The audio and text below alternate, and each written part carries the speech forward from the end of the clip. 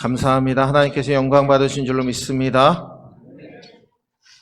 자, 우리 옆에 분에게 인사하겠습니다. 주의 이름으로 찬양합니다. 주의 이름으로 사랑합니다. 주의 이름으로 축복합니다. 인사하겠습니다. 주의 이름으로 축복합니다. 한 주간 잘 지내셨죠? 오늘도 주의 말씀을 통해 주님을 만나시는 저와 여러분들 되시기를 주의 이름으로 축원합니다. 함께 따라할까요? 안주하면서 일어나야 합니다. 말씀을 준비하다 보니까 이 말씀은 저에게 주는 말씀이었습니다. 안주하면서 일어나야 합니다. 여러분, 안주하다라는 말은 한 곳에 자리를 잡고 아주 편안히 산다, 현재의 상황이나 처지에 만족한다라는 뜻을 가지고 있습니다. 사람들은 머나먼 인생길 가운데 첫 번째 장애물을 딱 뛰어넘으면 그 편안함에 안주합니다. 그리고 그 바깥 영역에 나가면 불편하고 또 다른 도전을 해야 되기 때문에 머무르게 됩니다. 근데 제가 순간포착 세상에 이런 일이라는 프로그램을 우연찮게 보게 되었는데, 그 프로그램을 보니까 외발 자전거를 타고 계단을 오르고 내려가고, 그리고 그 화단에 돌되어 있는 그 조경되어 있는 돌을 외발 자전거로 타고 내려오시는 거예요. 근데 이분이 도전을 하게 되었는데 산 정상까지 그 외발 자전거를 타고 올라가는 겁니다. 웬만한 체력이 아니면, 웬만한 의지가 아니면 할 수 없는 일이겠죠. 근데 정말 그 정상 올라가는 초입부터 시작해가지고 정상까지 발을 한 번도 땅에 내딛지 아니하고 그 외발 자전거로 올라가겠다라고 하는 그 의지를 제작진에게 밝혔습니다. 근데 정상 이제 계속해서 올라가는데 비가 온디다 보니까, 눈이 오고 난디다 보니까 바닥이 진흙이고 정말 그거를 계속해서 바퀴로 밟으면서 올라갔습니다. 근데 한 10m 정도 눈이 있으니까 미끄러져가지고 도저히 올라갈 수가 없는 겁니다. 그래서 그 자리에서만 자전거를 메고 10m로 올라가서 또다시 그 외발 자전거를 타고 정상까지 올라가는 모습을 보여주었습니다. 그 정상에서 그 외발 자전거를 앞에 두고 그 광경을 보면서 너무나 흐뭇해하는 그분의 모습을 보았습니다. 얼마든지 안주할 수 있죠. 정말 계단을 올라가고 계단을 내려가는 것만 해도 대단한 일입니다. 저보러 만약에 외발 자전거 타라고 하면은 그 한 계단도 내려가지 못할 겁니다. 타는 것조차 힘들어할 겁니다. 그런데 그분은 안주하지 아니하고 도전해서 그 도전을 이루어내었습니다.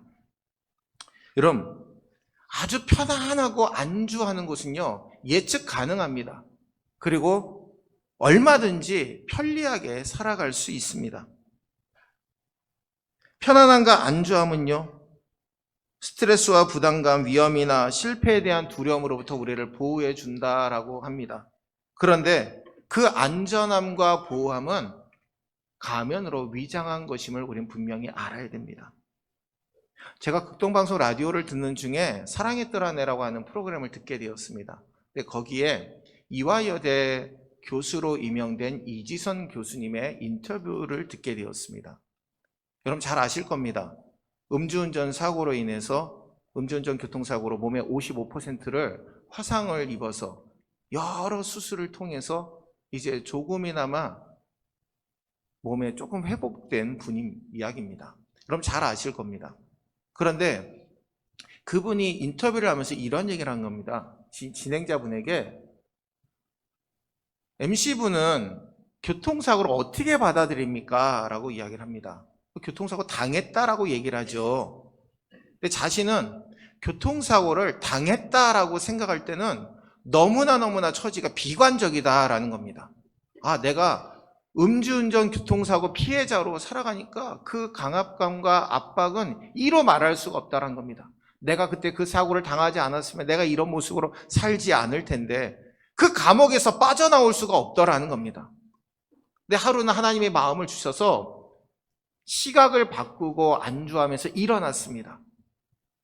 교통사고를 만났다라고 생각을 바꾸게 되니까 교통사고를 통해서 하나님을 내가 만나게 되었고 삶의 새로운 목표를 세우게 되었기 때문에 지금은 교통사고를 만났다라고 고백하고 있다라는 겁니다.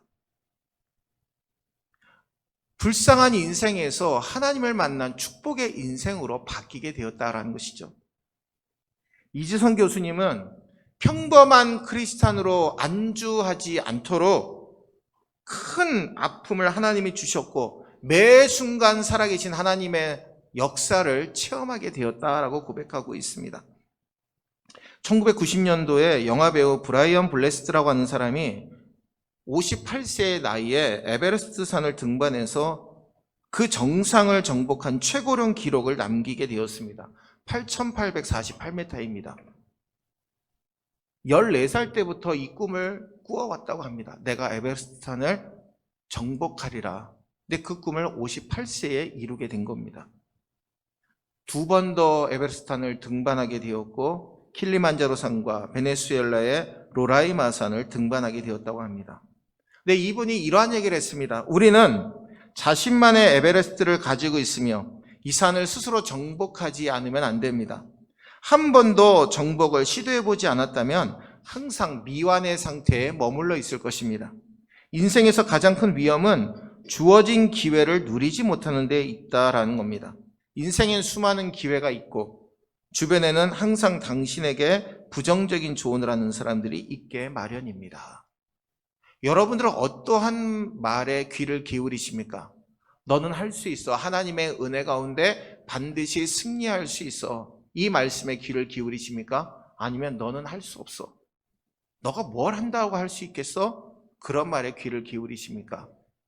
사랑하는 우리 성도 여러분, 교통사고를 당했다라는 생각에서 만났다라는 생각으로 바꾼 이지선 교수님처럼, 그리고 14살 때부터 꿈꿔왔던 에베레스트 산 등반, 정상 등반을 하기 위해서 준비하고 58세에 그 꿈을 이룬 바로 블레스트처럼 우리들도 주님 앞에 믿음으로 그 모든 승리를 이루어 나가시는, 그리고 그 주님의 말씀에 긍정적인 말에 귀를 기울이시는 저와 여러분들 되시기를 주의 이름으로 축원합니다. 잠언 24장 16절에 대저 의인은 7번 넘어질지라도 다시 일어나려니와 악인은 재앙으로 말미암아 엎드러지느니라. 아멘. 7.8기라는 말이 이 말씀에 나와 있죠. 여러분, 근데 우리가 보통 의인이라 그러면 죄가 하나도 없고 흠없는 사람을 이야기를 합니다. 근데 성경에선 의인이라고 하면 어떤 상황에서도 다시 일어나는 사람을 의인이라고 이야기를 합니다. 살아계신 하나님을 믿는 사람은요, 오른쪽으로 넘어져도 다시 일어나고요, 왼쪽으로 넘어져도 다시 일어나는 사람이 의인입니다. 사람은 다 누구나 넘어질 때가 있습니다.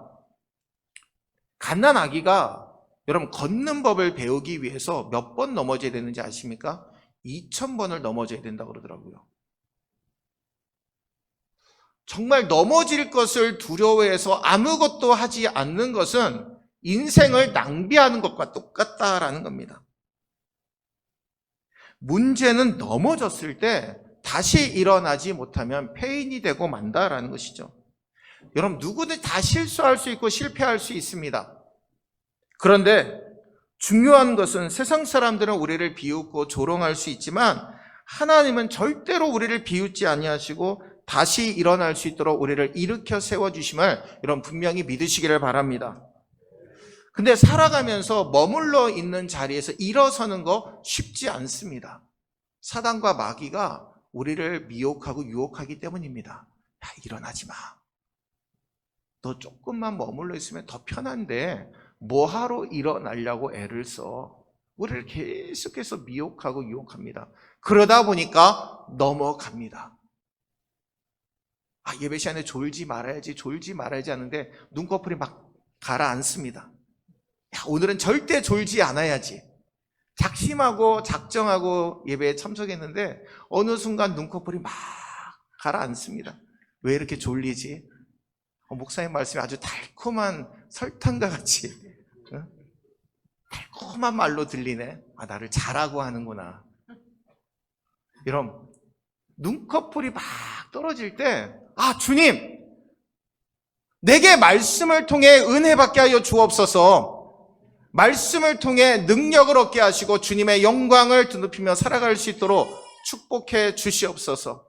오늘 이 시간 그 믿음으로 승리하시는 저와 여러분들 되시기를 주의 이름으로 축원합니다. 지도를 잠깐 띄워주시겠어요? 자, 여러분 보시면은 욥바와 다시스 그리고 니느웨가 나와 있습니다. 두 번째 지도 한번 보여주십시오. 여러분 욥바에서 다시스까지가 2,500마일입니다. 제가 이거를 킬로미터로 환산해 보니까 약 4,000km가 넘더라고요. 4,043km가 넘습니다. 그리고 욥바에서 니느웨까지 550마일인데 계산해 보니까 890km 정도 됩니다. 그러니까 요나가 하나님을 피해서 도망가려고 할 때 약 4,000km 정도 도망가면 하나님 나를 알아보겠어? 찾지도 못하시겠지. 근데 니네는 가기 싫고, 야, 어떻게 하면 하나님의 그 얼굴에서 내가 멀리 떨어질 수 있을까? 근데 생각해 보니까 다시스로 가면 약 4,000km가 떨어지니까 나를 모르시겠지. 그렇게 생각했다라는 겁니다. 여러분 다시스는요, 지금 스페인의 작은 항구입니다. 그리고 니느웨는 이라크 북부 지역이 아수르가 행했던 지역이기 때문에 바로 이라크 북부를 얘기합니다. 4,000km, 800km. 굉장히 차이가 많이 나는 거리이죠. 근데 하나님은 요나에게 일어나서 내가 니느웨로 가서 복음을 선포하라, 심판의 메시지를 선포하라고 그에게 명령하십니다. 근데 요나는 가기 싫었습니다. 왜 그렇습니까? 아수르는 자신의 원수 민족이었기 때문입니다. 여러 번 침범했고 조공도 바치고 날마다 우리를 힘들게 하는 원수들인데 내가 왜 그곳에 가서 복음을 전합니까? 야, 너희들 회개하지 아니하면 곧 심판이 내려서 멸망당할 거야. 왜 그 말을 전해야 됩니까? 항변하는 마음으로 다시스로 도망을 갔다라는 것이죠. 오늘 주님은요, 이러한 요나의 모습을 통해 우리에게 말씀하고 있습니다. 안주하지 말고 피하지 말고 일어나라고 말씀하고 있습니다. 그 주님의 음성을 들으시는 저와 여러분들 되시기를 주의 이름으로 축원합니다. 먼저 우리에게 주어진 사명을 위해 안주하지 말고 일어나야 됩니다. 오늘 1절과 2절 말씀 함께 읽겠습니다. 여호와의 말씀이 아미떼의 아들 요나에게 임하니라. 이르시되 너는 일어나 저 큰 성읍 니느웨로 가서 그것을 향하여 외치라. 그 악독이 내 앞에 상달되었음이니라 하시니라. 아멘. 요나는 엘리사와 아모스 선지자의 사역 사이에 40년 동안 북이스라엘에서 활동한 선지자였습니다. 하나님은 요나에게 악독으로 가득 찬 아수르의 수도인 니느웨로 가서 심판의 메시지를 선포하라는 하나님의 명령을 듣습니다. 다름 아닌 그들을 회개시키고 구원하시기 위함이었다라는 것이죠.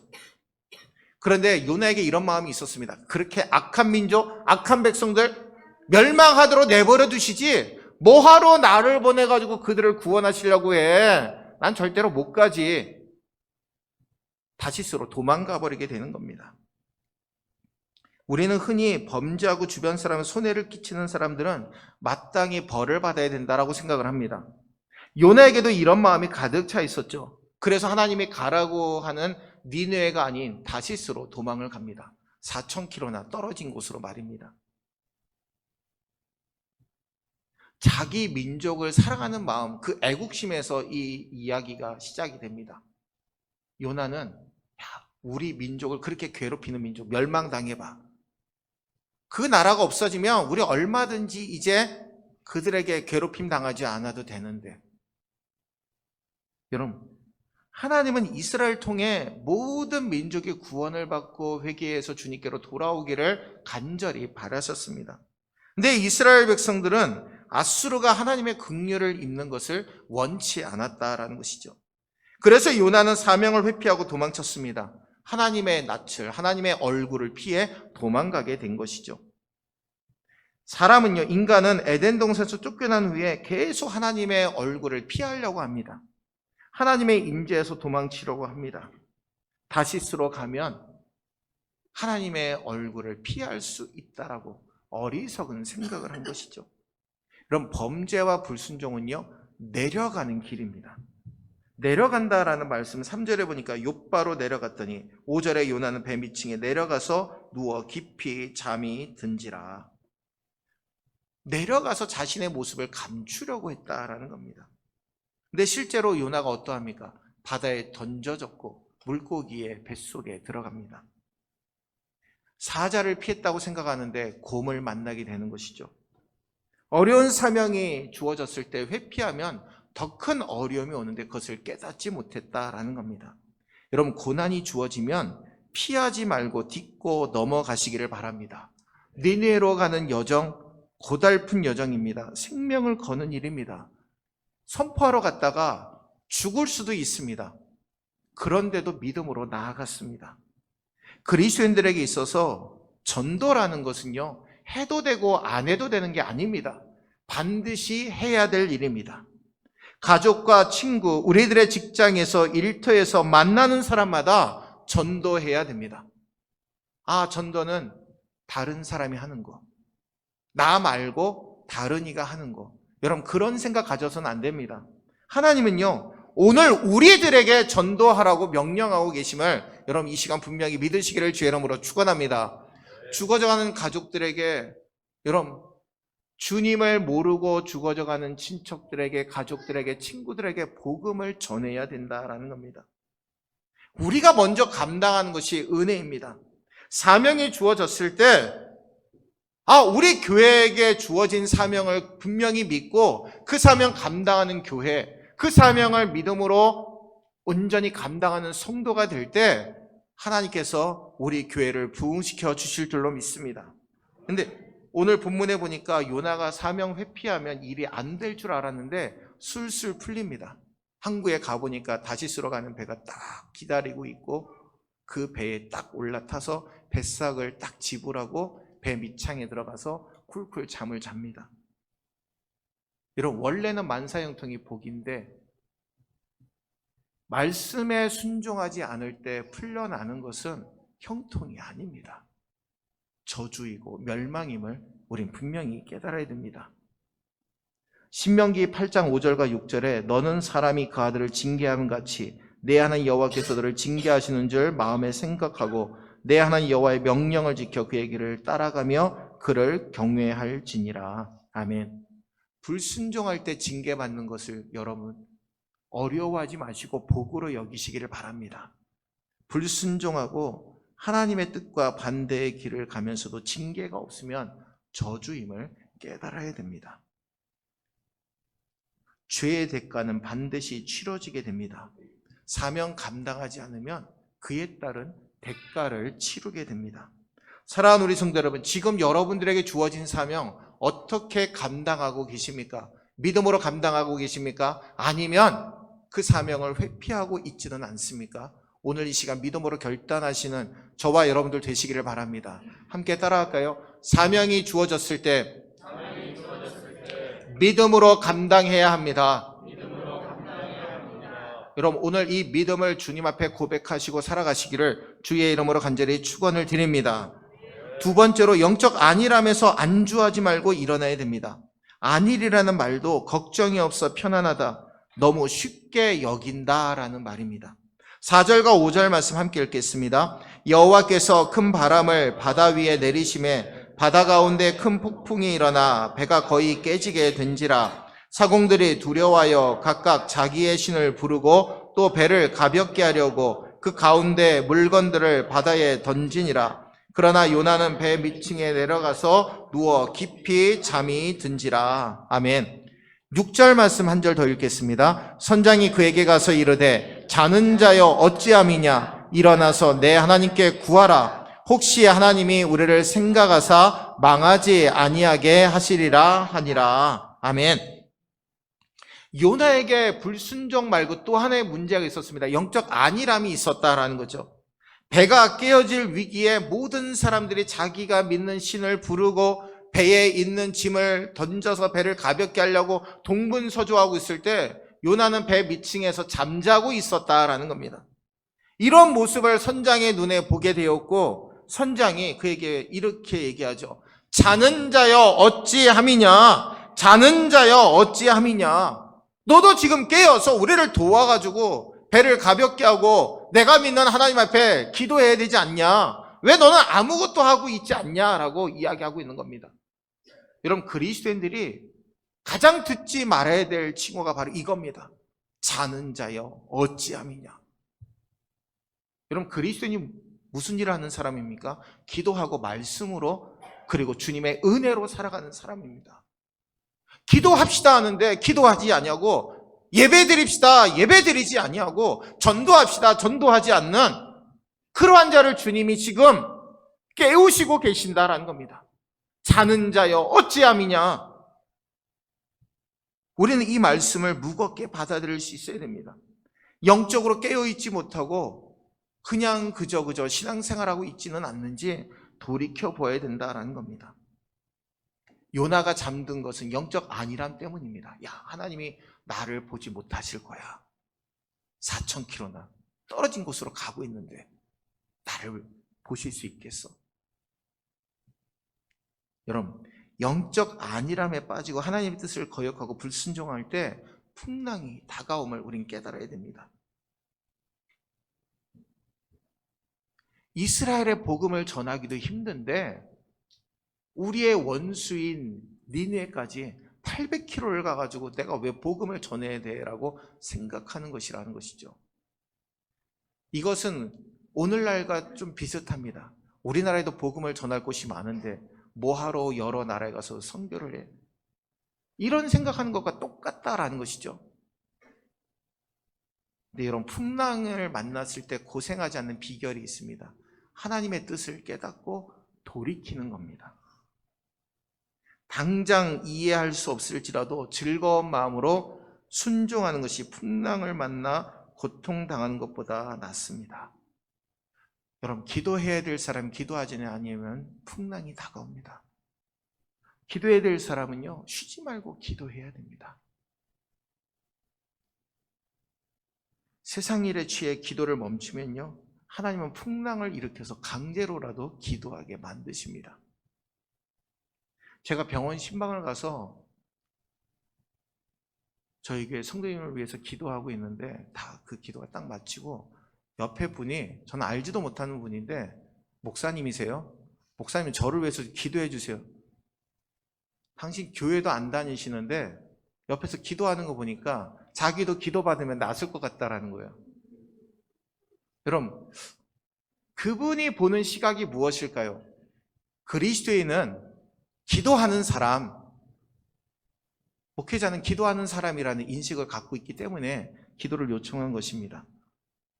근데 어느 순간 세상 사람들이 그리스도인을 볼 때 기도를 찾을 수 없게 되고 전도를 찾을 수 없게 되고 헌신을 찾아볼 수 없는 시대가 되어가고 있다는 겁니다. 그래서 주님은요, 제자들에게 시험에 들지 않게 깨어있어 기도하라 라고 명령하셨던 것이죠. 우리가 잠자고 있으면요, 마귀가 가라지를 밭에 다 뿌리고 갑니다. 깨닫지 못하도록 말입니다. 우리가 영적으로 교만하면 풍랑이 다가옵니다. 솔로몬 왕 사후에 나라가 두 개로 쪼개지게 됩니다. 북이스라엘과 남유다로 쪼개지게 됩니다. 근데 남유다의 왕이었던 르호보암이 두 무리에게 충고를 듣습니다. 연세 드신 어르신들의 충고를 들어보니까 이러한 충고를 합니다. 왕이시오, 백성들에게 주어진 멍에를 가볍게 하시고 백성들을 섬기는 왕이 되십시오. 근데 젊은 무리들은 이렇게 얘기합니다. 당신의 부친이 한 것보다 멍에를 더 무겁게 하시고 더 강하게 해야지 백성들이 말을 잘 듣습니다. 그렇게 얘기했습니다. 르호보암이 어떤 소리에 귀를 기울였을까요? 젊은 사람들의 귀에, 그 말소리에 귀를 기울임으로 백성들을 더 억압함으로 힘들어지고 말았던 것을 우리는 보게 됩니다. 여러분, 영적으로 막 교만하면요, 하나님을 멀리하게 됩니다. 풍랑이 오기 전에 영적 안일하면서 깨어나야 됩니다. 성경에서 믿음의 사람들 그러면 부지런하고 열심히 있는 사람을 의미합니다. 자신에게 주어진 사명을 믿음으로 감당하는 자를 주님이 사용하셨다라는 것이죠. 조용한 섬나라 뉴질랜드에는요, 날지 못하는 새가 5종류나 있다고 합니다. 타카해, 카카포, 키위, 웨카 등이라고 하는 새가 있다고 합니다. 근데 이 새들의 공통점은 날개가 있어도 날지 못합니다. 이유가 있습니다. 당시에 그 뉴질랜드에는 독사나 이 새들을 위협할 수 있는 천적이 없다 보니까 새들이 땅 위에서 너무나 편하게 생활하는 겁니다. 그러다 보니까 날개가 퇴화돼가지고 날지 못하게 된 겁니다. 여러분, 이처럼 안일함은요, 삶을 무기력하게 만듭니다. 사랑하는 우리 성도 여러분, 칼을 숫돌에 갈지 않으면요, 날이 서지 않습니다. 거울은 깨끗하게 닦지 아니하면 모습을 정확하게 볼 수 없습니다. 우리도 마찬가지입니다. 말씀으로 단련되고 연단받지 아니하면 영적 안일함에 빠질 수밖에 없습니다. 사랑하는 우리 성도들, 오늘 이 시간 영적 안일함에서 안주하지 마시고 일어나서 주의 일을 감당하시고 주님 앞에 잘했다 칭찬받는 우리 모두가 되시기를 주의 이름으로 축원합니다. 또한 말씀 함께 따라할까요? 자신의 책임을 깨닫고 안주하면서 일어나야 합니다. 아멘. 12절 말씀 우리 함께 읽겠습니다. 그가 대답하되 나를 들어 바다에 던지라. 그리하면 바다가 너희를 위하여 잔잔하리라. 너희가 이 큰 폭풍을 만난 것이 나 때문인 줄을 내가 아노라 하니라. 아멘. 지혜로운 사람은요, 자신이 무슨 잘못을 했는지 분명하게 깨닫는 자입니다. 요나는 제비뽑기를 해서 본인이 뽑히고서 풍랑의 원인이 자기에게 있음을 인정하고 고백하게 됩니다. 그리고 자신을 바다에 던지면 풍랑이 잔잔해질 것이다 라고 이야기를 합니다. 책임을 지는 것은요, 어찌 보면 크나큰 손해와 희생을 감수하는 것으로 보입니다. 그래서 사람들은 가능하면 자기에게 저지른 문제 때문에 책임지려 하지 않습니다. 변명하고 책임을 회피하라고 하는 사람들도 많이 있음을 보게 됩니다.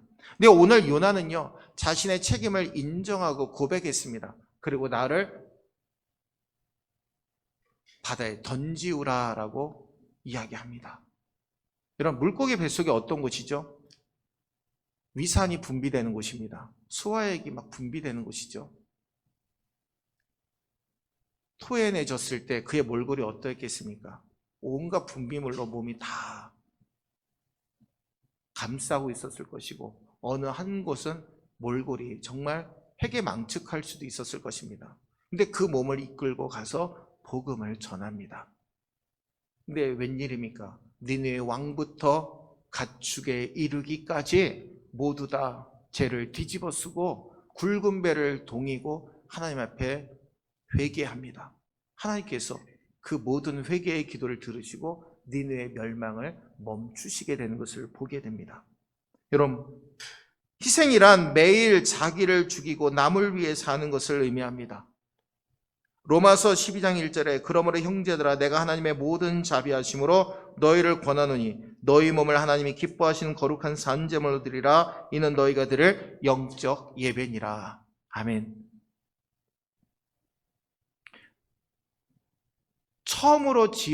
하나님께서 처음으로 지어진 아담 때문에 모든 사람이 원죄를 가지게 되었습니다. 원죄의 굴레에서 벗어나지 못하게 되었는데 두 번째 아담으로 오신 예수님께서 십자가의 지심으로 모든 사람이 주님을 영접하게 될 때 원죄에서 자유로워지고 하나님의 크신 영생의 축복을 누리게 된 줄로 믿습니다. 오늘 이 시간 그 은혜를 우리가 누리게 되었습니다. 내 욕심, 내 고집, 내 교만이 바다에 빠져 죽게 될 때 우리에게 다가온 풍랑은 멈추게 되어 있습니다. 여러분, 하나님의 뜻을 알기를 원하십니까? 말씀과 기도로 무장하실 때 하나님께서 우리에게 뜻을 알려주실 줄로 믿습니다. 시편 50편 15절에 환난 날에 나를 부르라 내가 너를 건지리니 내가 나를 영화롭게 하리라. 야고보서 5장 13절에 너희 중에 고난당하는 자가 있느냐? 그는 기도할 것이냐. 사랑하는 우리 성도 여러분, 오늘 이 시간 안주하면서 일어나시는 저와 여러분들 되시기를 주의 이름으로 간절히 축원을 드립니다. 말씀을 준비하면서 저에게 적용해 보았습니다. 저도 너무나 안주함에 놓여 있는 제 모습을 보게 되었습니다. 아직도 옛사람을 벗어버리지 못하고 새사람을 입었다라고 하는 착각 속에 살고 있는 제 모습을 보게 되었습니다. 제가 어떤 목사님이 그러한 것을 하는 걸 보았습니다. 자기가 똑같은 그 인형을 만들어 놓고 거기다 정말 못을 망치로 박는 그 모습을, 그러한 일을 행하셨다고 저한테 말씀하시더라고요. 내 옛사람은 죽었습니다. 내 안에 예수께서 다시 사셨습니다. 사랑하는 우리 성도들, 우리의 옛사람이라는 옷은요, 벗으려고 하면 더 옥죄어 옵니다. 주님은 우리에게 옛사람을 벗고 새사람을 입으라고 말씀하는데 말씀대로 참 살기가 쉽지 않습니다. 그래서 주님 앞에 그 십자가에 계속해서 못을 박아야 됩니다. 나는 죽고 예수만 살아야 됩니다. 나는 죽고 예수만 살아야 됩니다. 나는 죽고 예수만 살아야 됩니다. 여러분, 예수 그리스도를 통해서 이 땅에 구원이 임하게 된 줄로 믿습니다. 예수 그리스도를 통해서 우리가 오늘 이 시간 주님 앞에 예배를 드릴 수 있게 되는 줄로 믿습니다. 여러분, 오늘 이 시간 그 말씀을 기억하시길 바랍니다. 우리에게 주어진 사명 믿음으로 감당하십시오. 영적인 안일함을 박차고 일어나시기를 바랍니다. 자신의 책임을 깨닫고 일어나실 때 우리는 승리의 나팔을 불 수 있게 되는 줄로 믿습니다. 오늘 이 시간 믿음으로 고백하시고 결단합시다. 하나님은 우리를 통해서 지금도 역사하시고 은혜를 베푸심을 분명히 깨닫고 그 믿음으로 승리하시는 저와 여러분들 되시기를 주의 이름으로 축원합니다. 기도하겠습니다. 은혜로우신 주님, 우리를 붙들어 주시고 함께해 주시니 감사를 드립니다. 우리에게 주어진 사명 위에 안주함에서 일어나게 도와주시고 영적 안일함에서 안주하지 말고 일어서게 하시고 우리의 책임을 깨닫고 안주함에서 일어날 수 있도록 축복해 주시옵소서. 아버지 하나님, 먼 곳으로 도망하면 하나님의 관심에서 하나님이 보시는 지역에서 벗어날 수 있다라고 어리석은 생각을 했던 요나는 결국은 물고기 뱃속에서 살다가 토해내어져서 니느웨에 가서 복음을 증거하게 되었습니다. 그런데 자신의 생각과는 다르게 그들이 회개하고 주님 앞에 눈물 뿌려 기도했을 때 하나님이 심판을 멈추시게 되는 것을 보게 됩니다.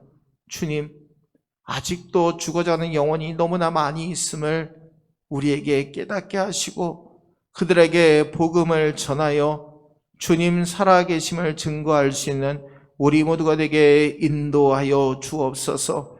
사명을 회피하는 어리석은 모습이 아니라 영적인 안일함에 빠져서 주님을 멀리하는 어리석은 모습이 아니라 자신의 책임을 깨닫지 못하고 나는 아니야, 나는 희생할 필요 없어 라고 하는 그런 어리석은 마음 다 버려버리게 하시고 안주하면서 다시 불현듯 일어나 주님을 증거하고 주님의 그 사명을 믿음으로 감당하여 주 앞에 잘했다 칭찬받는 우리 모든 성도들 되도록 축복해